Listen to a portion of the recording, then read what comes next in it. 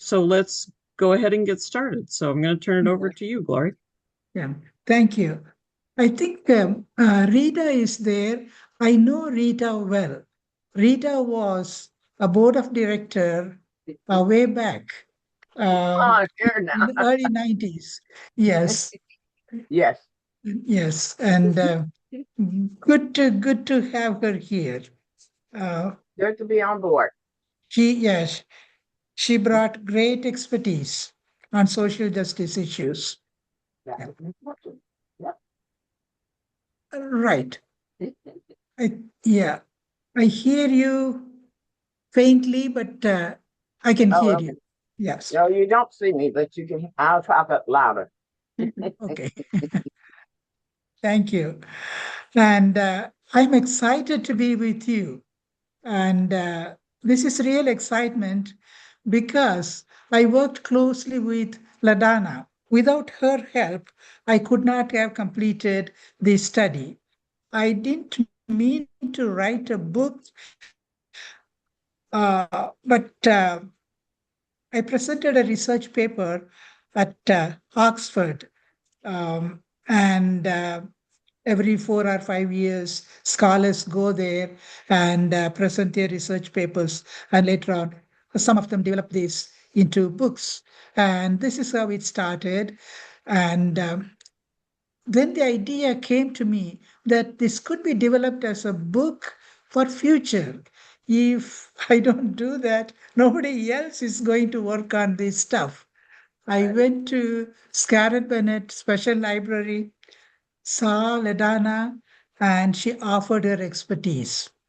No other library could have offered such personal research attention to me because some of the books are very old books. You cannot have them. In several libraries, they may have stored it miles away from the actual library. But here it went faster than I expected. So I'm very thankful to her. And so this year we are celebrating 125 years of the publication of Mission Study Book. The first book was published in 1901. So this happens to be an anniversary text. Keyhole Missiology, glimpses into the history of mission study texts 1901 to 2026 and the role of Methodist women and their successors organized for mission. It is published by the United Women in Faith. The entire proceeds of the sales, 100% of it goes to support mission and ministry of the United Women in Faith. This is my gift to United Women in Faith. And in the next slide, you will see the special library. And here is where your president is. And standing next to her is the archivist, June Powell. And they offer their expertise to gather the materials, save them, preserve them for the future. This is one of the best libraries and one of the best kept secrets also. And before we go into the study, let me explain what missiology is. It sounds big, but it is mission plus theology. Theology is God talk, right? Talking about God.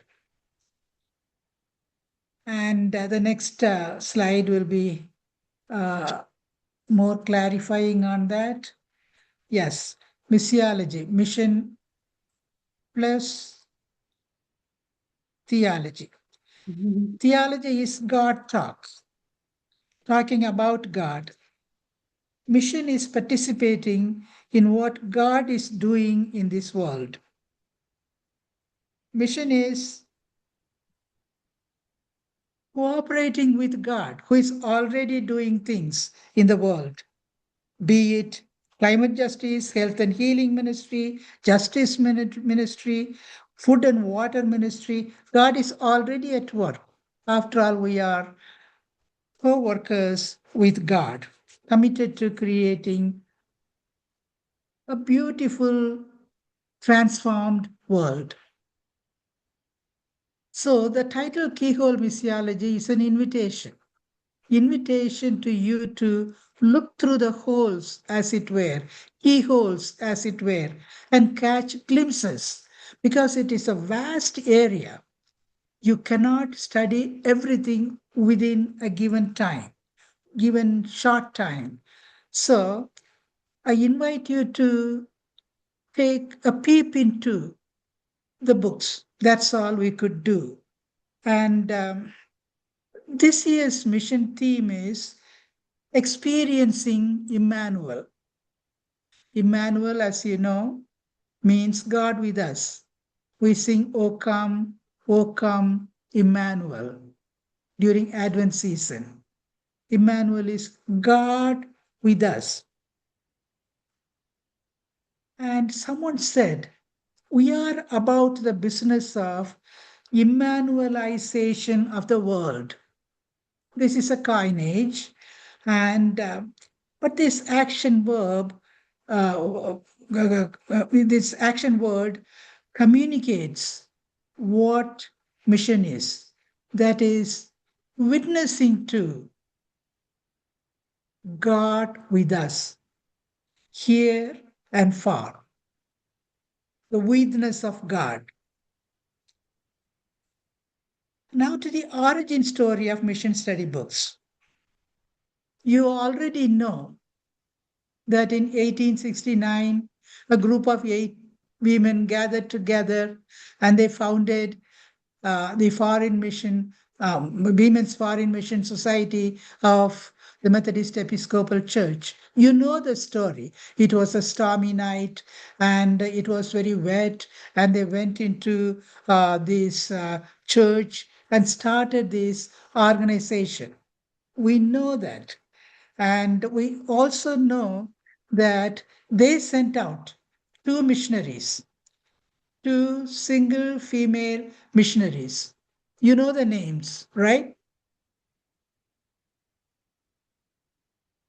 Isabella Thoburn and Clara Swain.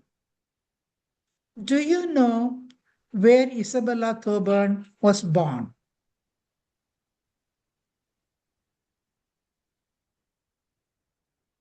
Any guess? She was born in Ohio, Claresville, Ohio. So you have some relationship with the first missionary, Isabella Thoburn.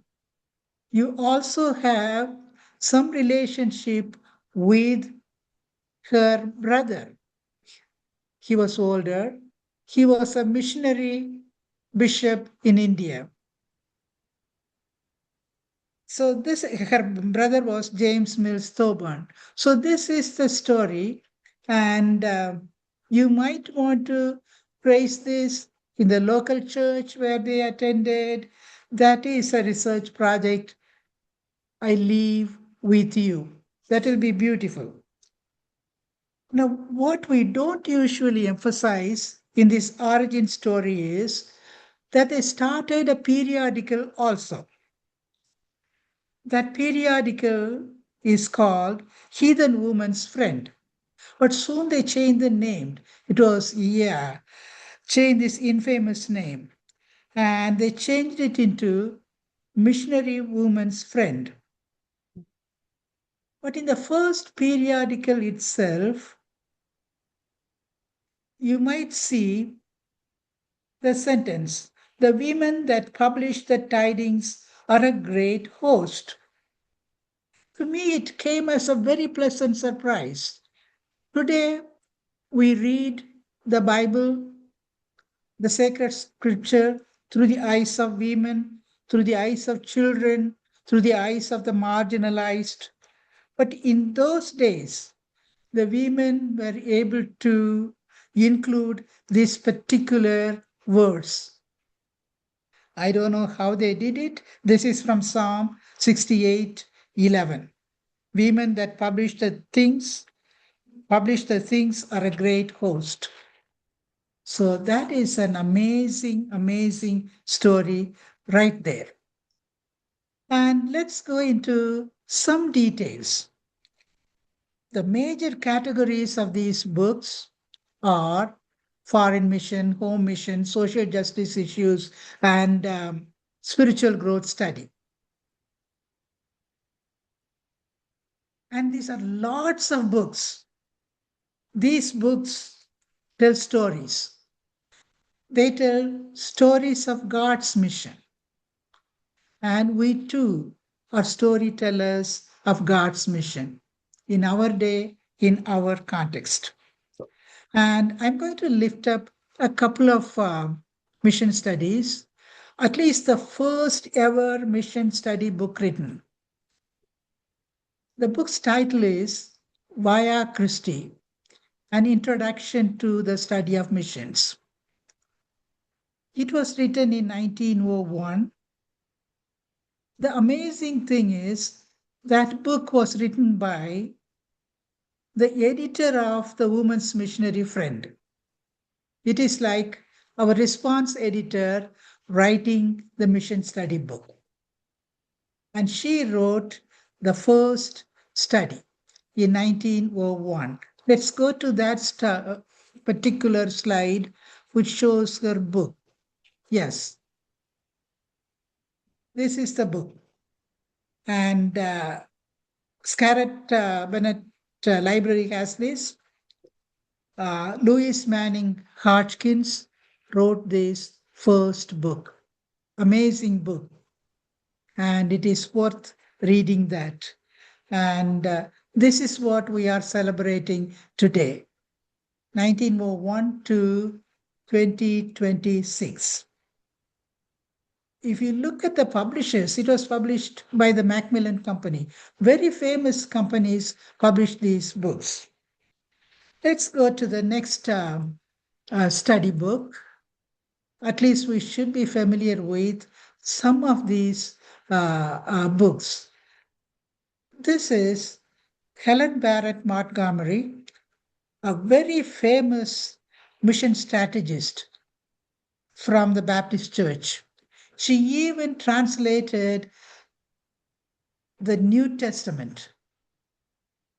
Amazing scholarship, amazing engagement in mission. She wrote the 1906 study called Christus Redemptor.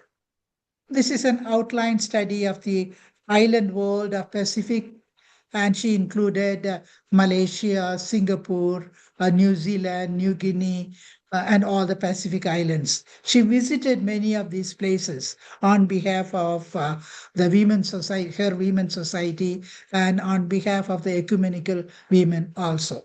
Strategist, good writer, a good spokesperson. Let's go to the next one. And I want you to remember this book, a very interesting book. Many times the books were full of the voices of missionaries. Here is a book in 1930. It captured the voices of native workers, Bible women who went from door to door carrying the gospel, and local nurses, local doctors. And this particular study was able to capture all this with even pictures of these women leaders. It is an amazing one. And we often sing the hymn, we have a story to tell to the nations. Here, we have a story to hear from the nations. And Elsie Singmaster got this vision in her book way back in 1930. Amazing scholarship. We should be very proud of these women. In spite of everything, they had the vision to share this with the rest of the women here in the US and in Canada also. At that time, the region, North American region, studied these books. And now, I've been talking this long, we are going to have a dialogue. And it is found on pages 22 to 23. And Jackie and I will be reading this. Just listen to it. And at the end of it, maybe you could respond. What are the key takeaways from this particular dialogue? Jackie, are you ready? I'm ready. I am a Christian. I am a Christian. My name is Christendom Christianity. My name is Christianity of Christ. My middle name is Triumphalist. My middle name is Suffering. I am Success Christianity. I am perceived as Failure Christianity. I ride on the back of political power. I am carried by the power of the gospel. I wear the power of emperors and the crown of colonization down through the centuries. I wear the thorns of the cross-bearing servant, and I am ashamed of the use of might in my name to conquer, colonize, and enslave people. I am the spirit of the crusaders, enforcing peace from above. I am the spirit of the crucified, raging peace through nonviolence. I see the cross from above, I see the cross from below, from the conqueror's point of view. from the conquered point of view. I support the doctrine of discovery that allowed the Christian rulers to conquer the so called pagans in the name of Jesus and take over lands from native populations. I support Manifest Destiny that says that the powerful Christian rulers should govern the rest of the world. I am peace born of the disenfranchised and those who were disowned by the doctrine of discovery and manifest destiny. My empire stretches from the west to the east. My kingdom is not of this world. Who are you then? I am a Christian called Crucified Spirit. I believe that the means of peace is peace itself. Who are you? I am a Christian called Crusading Spirit. Do I know you? You are not a Christian, are you? You chose to weaponize your faith. Therefore, you and I parted company long ago. You may not recognize me. I am the best known face of Christianity in town. I am the least known Christianity in town. Bigger crowds will follow only a Christendom model of Christianity, triumphalist Christianity. Don't you see? Discerning people may be a few, but I know they make a bold commitment to Christ as suffering servant. You know what? That is the dumbest way to act, to follow your model. Go and imperialize yourself. You can sell yourself better in this town. Christ is not for sale. Christ is not a commodity to be sold. Go and Christianize yourself. A Christian to Christianize oneself? The best joke I ever heard. A Christ-like Christianity is the best that can ever happen to the church. Christendom Christianity, allied with the power structures of the dominant, that is the way to go. Christianity allied with the prophetic tradition of the Bible. That is the way to go. Two Christianities. Two models of practicing Christianity. Which will you choose? Colluding with the power structures of the day, Christendom Christianity? A Christianity in Christ's way? I am a Christian. I am a Christian. Since we are a small group, let's try to offer your insights. What did you see? What did you hear? Hi, this is Margaret. Um, when I Yes. read this earlier, um, I said initially I was like, oh yeah, that's that's the past, that's the history of how we were so intent on Christianizing in a very Western focused, egotistical way. And that's in the past. And then I started thinking, is it in the past or is it actually we're still seeing components of that to this day. I'd like to think more Christians are now following in that second category, but there's still a lot that are in the Christendom Christianity. This is Jeannie, Thank and you. I thought it could have been written for today. Mhm. There's a lot to be said on the two different, and I think we're dealing with the first one right now. Mm. Thank you. Yeah, I think a lot of people haven't made the shift. And I think this was in one of your books, Glory, the shift from mission to, mission Yeah. at, Yeah. and mission with. Mhm.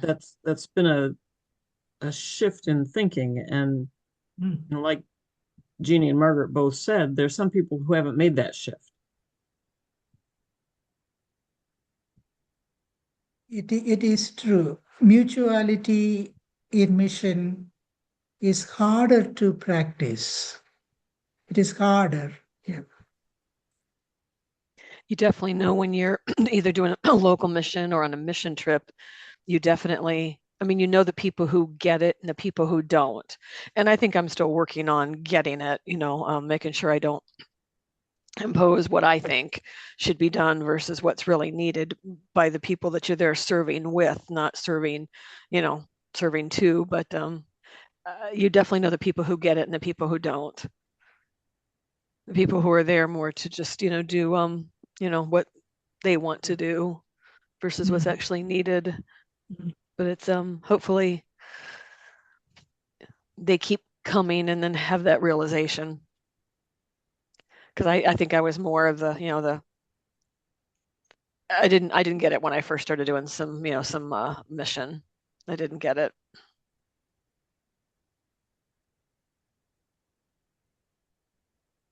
Yeah, it comes back to that to and with, the difference between Mm-hmm. those Yeah. Yeah. approaches. Mm. Yep. It is a long process, incremental. It's a long Mm-hmm. process because you constantly learn things, right? Mm-hmm. Constantly you learn things from others, people who are younger than you are. Constant learning, yes. And I've realized too that sometimes people, well, just in general, they want to give money or give stuff towards the problem. It definitely helps when you go to help serve with rather than serve to. I mean, it makes Yeah. so much, it has such an impact. I mean, I've been to the Indian reservations in South Dakota, and it's like it makes so much Yeah. more sense. It puts history together, and what they need versus what you think is like, oh, we brought certain things with us. Like, they don't need that. They need these other things, or maybe they just need us just to be there and learn, and then take the knowledge back. Maybe some Yeah. combination of both. But I do think more people, we always try in our unit to get more people to be hands-on and participate a little bit more rather than just fundraise and, oh, we're going to write a check to here and a check to there, which is important, but Yeah. Yeah. if they actually participate, I think it helps a lot as well. And I'm trying to find the reference in the book, and of course now I can't. But if I remember, Glory, there were examples way back, and I want to say it was in the 30s, of some of the mission studies already recognizing, Yes. and I can't remember where you talk about it, but Yes. I want to say it was back in the 30s, right? Yes. Okay. Yeah. Can you Even refresh our even in memory? 1920s, there were some, what we will call very liberal thinkers, people who worked with people on the non-Western side. They realized that the instincts are changing. We cannot afford to have this kind of attitude. And they wrote it. And it is very liberating. I cannot just imagine that they did it in those days. It is there in these records. And I have referred to that as well. And that today comes as a saving factor. Not everything was bad. And let's see this particular image. It has stayed with me. It is an image of a tree. And this tree is growing in spite of, this is a very interesting, yeah, this is, it comes after that. Yes. We did talk about benevolent acts. Here, sometimes I try to imagine Christian mission like this tree. There are wounds inflicted, wounds in the name of mission, and wounds in the name of manifest destiny, what we have heard. In spite of that, the tree has continued to grow, absorbing the wounds of knowledge. And then people committing themselves to repair, offer reparation, and restoring. That has happened also. That strand has been taking place throughout in these books. Let me narrate a 1-minute story. This is on slide 20. People have been addressing flaws. This is way back in 1920. Racial problem was very dominant. Here we see two people, two white male ministers, Methodist from Southern Methodist Church, Reverend Will Alexander. He says the Methodist women with their background of mission study should be recruited to racial justice work because they were far ahead of the church. They realized that they were far ahead of the church. And then the other gentleman, Dr. Ashby Jones, these women were the Hindenburg line in racial relations and would be the last to succumb. You know the Hindenburg line. That is the fortification in World War I, German fortification. And it was so strong, they knew it would not fall down. Such fortification. And he invokes that war image. These women would not succumb to racism. That's what he said. So these things have to be lifted up. At the same time, the flaws need to be pointed out also. And in the next slide, we see there are efforts to capture voices from the marginalized. Is someone here ready to read this interpretation of Psalm 23? Yes. Please. The great Father above, a shepherd's chief is. I am his, and with him I want not. He throws out to me a rope, and the name of the rope is love. And he draws me to where the grass is green and the water not dangerous. And I eat and lie down and am satisfied. Sometimes my heart is very weak and falls down, but he lifts me up and draws me into a good road. His name is wonderful. Sometimes it may be very soon. It may be a long, long time. He will draw me into a valley. It is dark there, but I'll draw back not. I'll be afraid not. For it is in between those mountains that the shepherd chief will meet me, and the hunger that I have in my heart all through this life will be satisfied. Sometimes he makes the love rope into a whip, but afterwards he gives me a staff to lean upon.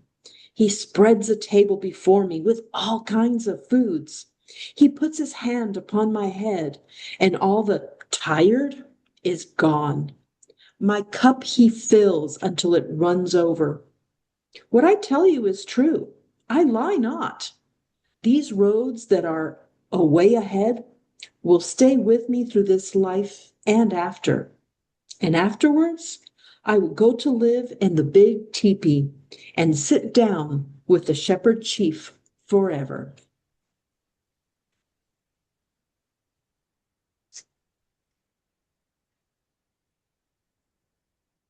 What did you see? What did you hear?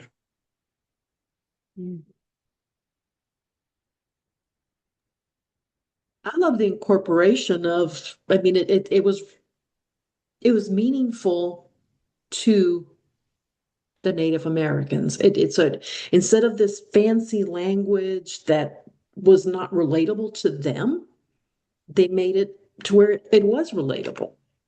Mm-mm.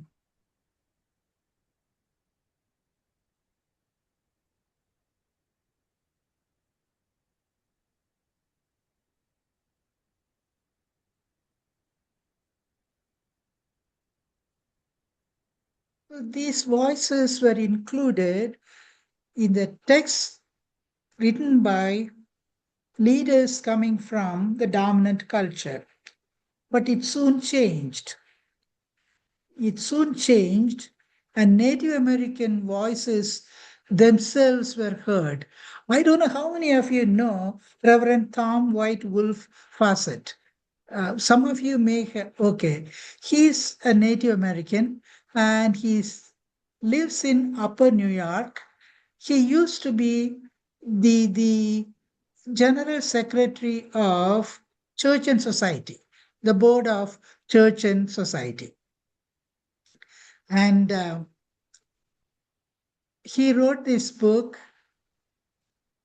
And when I read this, I had to stop in several places. And this book makes reference to the Cherokee hymns composed on the Trail of Tears. As you all know, what happened on the Trail of Tears, the rape, the massacre, and everything. And the surviving voices captured those hymns. They are there for us. And the next study, other voices, slide 23. It is a study on Israel and Palestine. The issue is not over, friends. It is going on. The study is written by a United Methodist minister who happens to be a Jewish man. Steve Goldstein, a good friend of mine. He worked on the General Board of Global Ministries. That's how I knew him. And they write the history from the marginalized point of view. What are the voices of the Palestinians? And then there are three religions. Often we hear of just two religions: Jewish, Islamic religions. There are Christians living there. Where are those voices? The study captures that. What the newspapers, news media, cannot capture these studies have captured for us. It is a very thought-provoking, poignant study. I did teach that. It wasn't easy.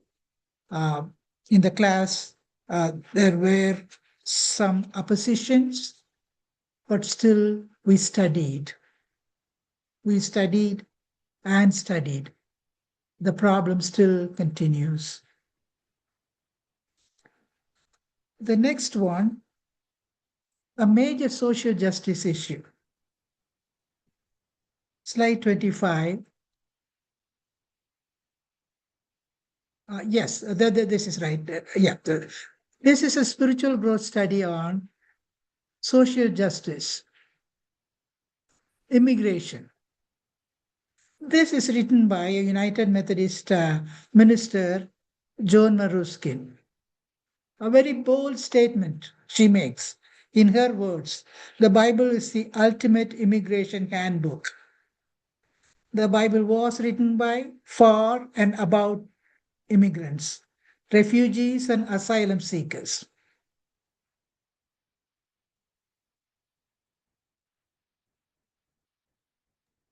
We may need to reissue that book. It has always amazed me how timely the Yes. studies are. And I know that the topics are selected years in advance, and yet Yeah, exactly. Yeah, exactly. Minimum 3 years ahead of the publication, because you have to work with research writer. Then it has to go through a committee, because all the committee members are to give their responses. No, we don't want this. We need this. So it is a major collective process. It takes time. And shall we go to the previous one? I skipped that. Slide 24. Spiritual growth study. The book of Exodus, seen through the eyes of African Americans. Christine and Bernard Keels. Rita may remember them. Christine Keels was a board of director for us in the then Women's Division, United Methodist Women. And they wrote this book from the marginalized point of view. So, marginalized people themselves speak their point of view, their voices are captured. Let's go to slides 26 and 27. I mean, there are several books. The libraries have them. I have many books, not most of them. And in the next slide, you see still the School of Mission U continues. It started in 1904 and it is still continuing. Originally on campgrounds, some of you may have attended Mission U, schools of mission in campgrounds, assembly spaces, college campuses.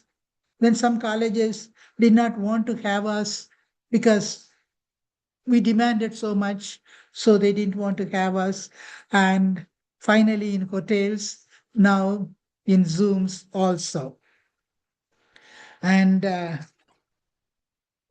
in all this, Mission U is still the best kept secret in the church.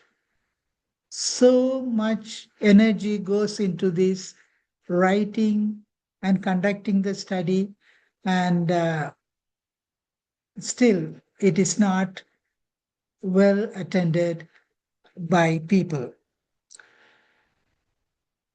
Now, let's look at a couple of things. If you have time, pages 117 and 118, we don't have to divide ourselves into groups. Let's see this. Have you participated in these studies? We'll have the list of studies. Or have you helped set up Mission U? Here it is. Can you see it? Yeah. A deep knowing, experiencing Emmanuel. That is this year's study, as you know. Glory, I'm just going to interrupt a second. The pages actually are 154. Okay, thank you. Well, the thing that struck me about the list, because I've been a study leader and I've been dean and all that stuff, but as I was working on adding tags to pull all these texts together in the library, the thing that I found interesting was some of the themes repeat every 10 years, more or less. So that, they studied mission in the Pacific Yes, multiple times. And when you yes, think about how that works with history, things change yes, and the studies change. It's just fascinating how they, like Margaret said, how everything's so timely, but also how we're still looking at the same problems just with different eyes. exactly. And this has been so from the beginning. The studies were repeated. Um, Sometimes every 6 years or so. And if you study the same subject, from my point of view, Indian Pakistan study, from the beginning to the one we had in early 20s, I think. And you could see the development, the growth of Christianity once upon a time. And then same with Africa, study in Africa. Once upon a time, we thought there were no Christians. At least the Christian population was very small. Today, if you look at Christianity in Africa, it is a growing religion. If you have to put a face to Christianity today, the face will be either an African woman or a Spanish speaking woman from South America. Just think about that. In over a century, things have changed. Europe What they have. and the US, we have lost a lot of members. Our churches are closing. However, there is hope. I'm not the one to give it up. We have invested our whole lives in God's Amen. mission. I'm not going to give up. We don't know where to look for. I'm not insulting anyone, friends.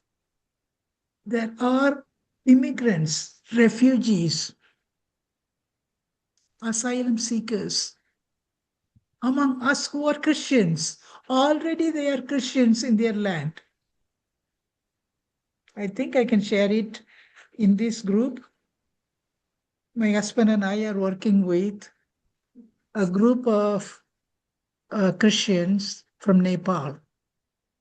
Originally, Wow. it was a Hindu or Buddhist country. They are in Syracuse. It is just 4 to 5 hours drive for us. In our old age, it is a bit hard, but once we reach there, the amazing response. They want to grow. They want to become a United Methodist Church. They were chartered only a couple of months ago by Bishop Hector. The thing is, we don't publicize it much for obvious reasons. right? And there are other language groups also from Myanmar, the so-called Burma. I have worked with their women. I cannot speak the language. They cannot speak my language. With my accent, I talk with them. But the amazing conversation which would go on. Before the service, we would have a women's meeting, and they don't have the entire Bible in their language. Can you imagine? I have maybe about 7, 8 Bibles with me. I don't need everything. I have it. They don't have the entire Bible in their language, folks. The prophets, yeah. Isaiah, Jeremiah, the major, what we call major prophets, they don't have it in their language. It is still being translated across the borders of Thailand, between Thailand and Myanmar. Myanmar is a repressive government. If you read it, you will find out. These are translated there book by book, working with Buddhist scholars, Buddhist monks. This is what is happening. And then they receive the books. They are so excited when they had the entire New Testament in their hands. It was my privilege, my husband's and my privilege to work with them. Such a beautiful people. Very cool. When they sing, they sing. They don't refer to any hymn books or anything. They just stand and sing and sing and sing. The same with Nepalese. There is a different way of worship. That's okay. We need to get used to that. I tell myself, Glory, you need to get used to this. Be with them, participate with them. For a long time, they'll be just singing. The bishop was asking Jacob, my husband, what is happening? He was interpreting. Everything the liturgy contains what we share in the sermon. Got it? So it is a different way. It takes some time for us to get used to that. Here we are in a meeting place between Western Christianity and non-Western Christianity. We are in that meeting place. Those people are immigrants, refugees, and asylum seekers. They don't look like us. The children may be running here and there in the church. Let it be. It took a long time. Let it be. At least they are inside the church. They are growing inside the church. And they're asking for more leaders to go there and conduct Sunday classes. We cannot go there, but we want to go there and train them. So this is happening right now. Let us not lose heart. God has a way of raising his church. It is God's church. It is God's mission. It is not ours. God will continue to raise God's leaders. They may not look like us. They may not be educated like us. It is hard for us to stomach. They are local pastors. You know who local pastors are, right? They have to be certified. Couple of weeks of training, maximum 3 weeks training. They cannot go to some other place. The Upper New York made arrangement for Jacob and me to be there, give the training. You talk with them. So it is sometimes through simulation exercise, whatever Wesley was taught, and they were chartered. It is a wonderful experience. in 2 generations, they are not going to be Nepalese. They are not going to be Karenese. Everybody will be speaking English. But we cannot afford to lose them, right? That's how it happened way back. The Swedish church, German church, different churches. And then it became English speaking church. That's what is happening right now. And they are doing mission. They are doing mission with their own home countries. So it is different. This is called diasporic mission. Amazing. Diasporic mission is completely different. Yeah, that is completely different. That is done. That's how the earliest church started, right? Paul moving from place to place, people scattered from Jerusalem to the uttermost ends of the world. They were scattered, mostly refugees, merchants carrying on the gospel to wherever they went. That is happening right now. So let us not be discouraged. I too am discouraged quite often. The entire life invested in this. Ultimately, it is God's work, God's church. But let's preserve the records. I just want you to know I dedicated this book to you all.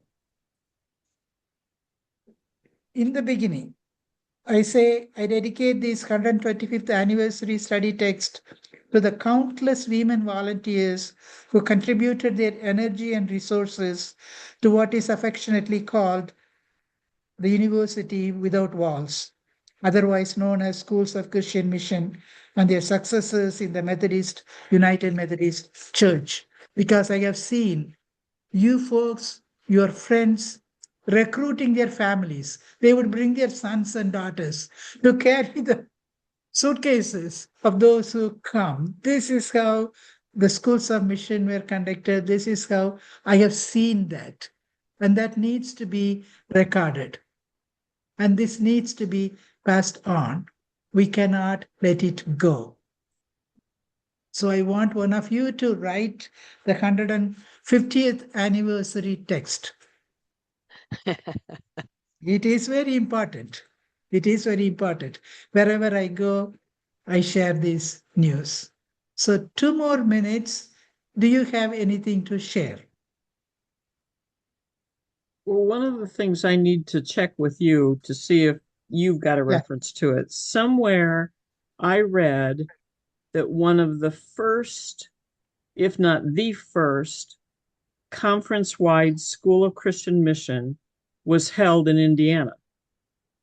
And I can't remember, at that point we had like 3 different conferences or something. And East Ohio, West Ohio, that may be, I know. Yeah. I'll have to see if I can't find that reference, but I think we were on board early on. So yay for Indiana. Woohoo. Yeah, exactly. Exactly. You may have read the missionaries were sent from the East Coast. They were organized on the East Coast, Boston, as we know. However, Methodism grew in the Midwest. Have you heard about that? Yeah. Don't tell others that Glory told, but this is the truth. This is we are talking about Midwest, right? Yep. And even the former Central Illinois farming country, that's where Methodism grew. United Brethren Church grew. So I'm not surprised, but I need to do research on that. Well, thank you, Glory, for all the research that you did going into this book. It's been really interesting. I've enjoyed reading it, and I certainly have enjoyed tonight. So thank you for your time and dedication to preserving our history so that we can learn from it. Yes. Not repeat the mistakes. Yes. Learn from it, grow. Well, Yeah. Yes, yes, yes. Thank you. It is already 8:01 past the time. Thank you for being here, spending this hour on this. I really appreciated this. thank you. Thank Thank you. you. Thank you, Well, and Glory. we really Thank you. appreciate you joining us too. Mhm. So Oh, yeah. we are going to, this is being recorded for those of you who didn't notice that, and it will be on our YouTube channel. For those of you who didn't Yeah. know that we had a YouTube channel, we've got one. Yeah. So, be sure other people know it's available, and we'll go from there. And also, if you want to teach this study, the script is available with Jackie. Jackie has all the PowerPoints. You might want to share it in your local church. Teach this. Just change it according to your wish. Use it. This is for your information. It's already with Jackie. Jackie, please share it with whoever asks for it. And the slides too. You don't have to make anything new. Which is always good. Yeah. Yep. Any Thank more you. questions? Anybody have Yes. anything else for Glory? I don't think so. Again, thank you so much. Thank you. Good Okay, night, if you everyone.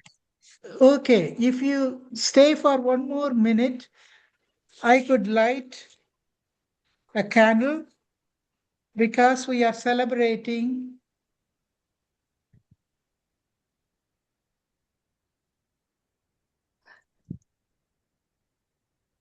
this is a dancing girl.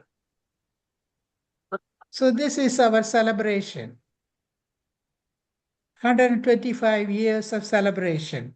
You could use balloons or whatever you think would create excitement. So this is a dancing girl Cupcakes. with yes.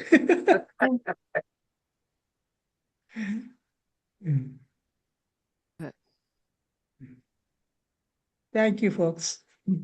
Thanks, Glory. Thank you, Glory. good night, everyone. Good night.